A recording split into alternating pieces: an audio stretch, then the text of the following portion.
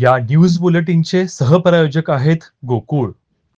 तब्बल 9 एकर इतका विस्तीर्ण असलेल्या आणि पौराणिक धार्मिक संदर्भात असलेल्या शहरातील सर्वात मोठ्या हुतात्मा पार्क गार्डनची सध्या मोठी दुरावस्था झालेली आहे।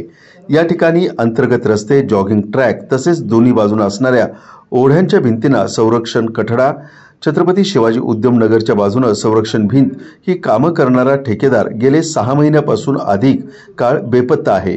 या ठिकाणी हे सर्व काम रखडल्याने बागेला एक भकास अवस्था झालेली आहे।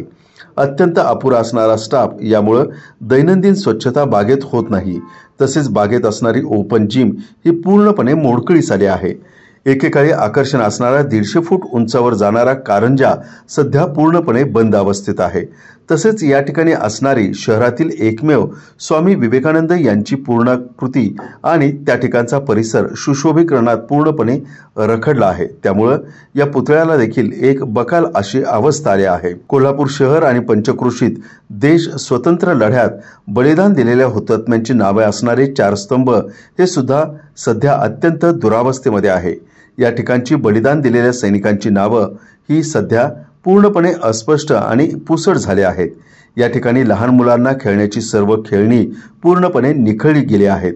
तसेच महिला आणि लहान मुलांनी या सगळ्या गोष्टींमुळे या बागेकडे पूर्णपणे पाठ फिरवले आहे। तसेच सध्या गार्डनमध्ये असणारे विद्युत खांब आणि अंतर्गत विद्युत यंत्रणा बऱ्याच ठिकाणी मोडकळीस आल्याने या ठिकाणी गैरप्रकार सुद्धा अनेकदा झाल्याचे दिसून आले।